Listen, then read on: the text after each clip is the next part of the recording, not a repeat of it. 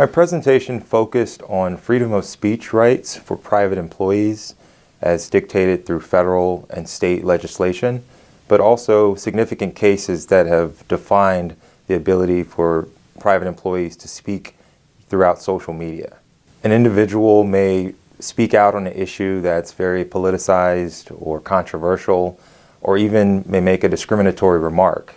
And the employer finds out about this remark through social media, whether Facebook, Twitter, or some other website, and takes retaliatory action against the employee, oftentimes termination. So I looked at the employee's ability to fight this termination through the legal courses and how they're often not able to succeed because private employees don't have the same level of protection as public employees. The predominant statute is the National Labor Relations Act. It was passed in 1935, and it really focuses on unfair labor practices. So within that scope, an employee who has speech that's related to an unfair labor practice, such as disparities in pay or work conditions or safety, they can file a claim underneath the National Labor Relations Act against their employer who takes adverse action against them. The most recent case that comes to mind involves a former Google employee by the name of James Damore.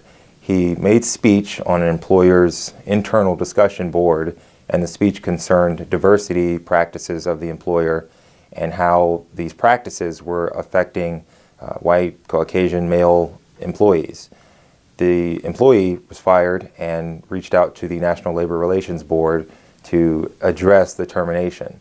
The National Labor Relations Board essentially dismissed the complaint, saying that his statement was unprotected under the National Labor Relations Act.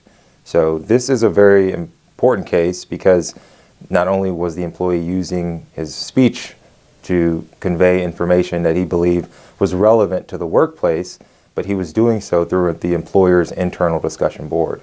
Employers have the right to maintain a workforce that is orderly and also to maintain morale. So if you have an employee who is saying objectionable, discriminatory comments, even in a well-reasoned memo, that can still lead the employer to take action against the employee because the statements are unprotected.